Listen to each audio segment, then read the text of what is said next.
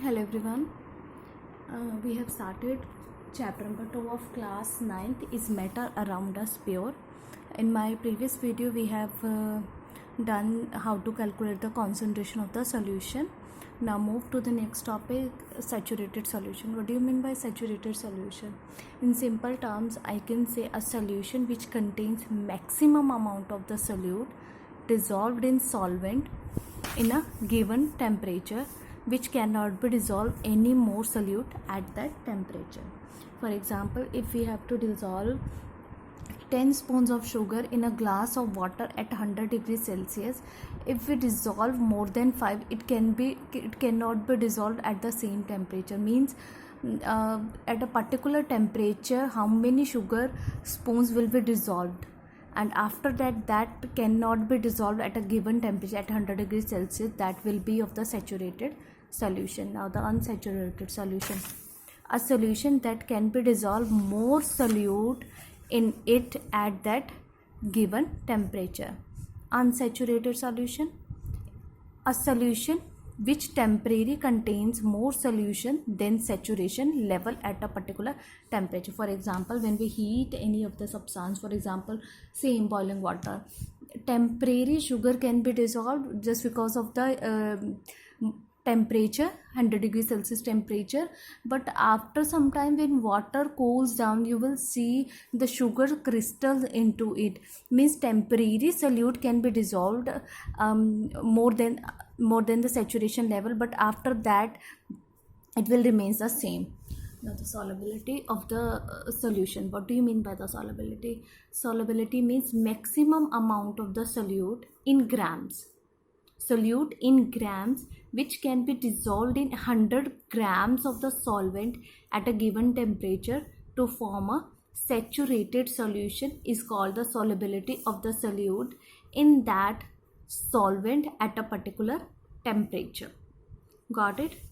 Now the next topic is the suspension. We already have done the mixture, solutions, solubility, saturated solution, unsaturated solution. Now the suspension.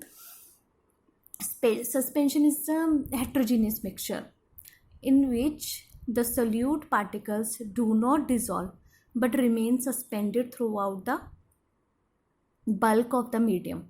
For example, milk of magnesium. Milk of magnesium is magnesium hydroxide, MgOH2 in water, bleaching powder in water. Now the properties of the suspension. First property is they are heterogeneous in mixture. Their solid particle of suspension are so large in size, we can see with the naked eyes. They are scattered, they can scatter with the light of the beam. They can be settled down, means they are unstable. They are called precipitates. For example, we can take one example, lime water. Lime water example is the calcium hydroxide. When we pass carbon dioxide into it, they will form the calcium carbonate plus water. They are opaque or the translucent. Now the next is a colloidal solution. Colloidal solution, the solution in which the size of the particles lies in between those are true solution and the suspension. True solution are the solution in which the solute can completely dissolve. Suspension we already have discussed right now. In between both of them, colloidal solution will be there. Now here the colloidal solution, two terms are there. One is a dispersed phase, second one is a dispersed medium. First of all, the dispersed phase. In dispersed phase, solute-like component which has been distributed through the solvent-like components. Means they are discontinuous phase. And here dispersed medium. Solvent-like medium in which dispersed phase is dispersed. This is a continuous phase. Next is the emulsion. Emulsion, colloidal solution in which both dispersed phase and the dispersed medium are liquid. Means dispersed phase as well as the dispersed medium, when they are liquid, this is known as emulsion. For example, oil in water. Here is water is dispersed medium and oil is the dispersed phase.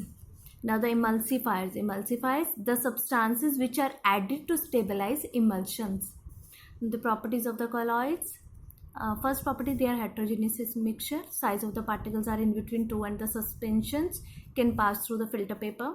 stable, not visible with the naked eyes. They show the Brownian movements, means continuous zigzag movements. And they show the Tyndall effect, means light can pass through it. For example, sky is blue. Next is a colloidal particles carry charges. They carry both the charges, positively and the negatively charged solution. Positively charged is the Hb and the hydroxides of the metals like aluminium and the iron. Negatively charged, silver and the gold, metasulfides, gelatin, starch and clay. The moments of the colloidal solution towards one of the electrodes under the influence of an electric field, means one positive, one negative rod is there. When we pass electricity into it, the colloidal particles move one of the electrodes, either the positive or the negatively charged, so under the influence of the electric field, and that process is known as electrophoresis. Next is the coagulation. Coagulation means by which the small colloidal particles lose their charge and combine together to form big sized particle, and ultimately they are settled down. And application one is they are used in medicine. They use as a cleansing action of the soap. Smoke precipitators are there, sewage disposal, and protection of the rubber. That's all, my dear students. In my next video we will discuss the separating the components of the mixture, and don't forget to subscribe my channel for more videos. Kindly like and share my videos. Thank you.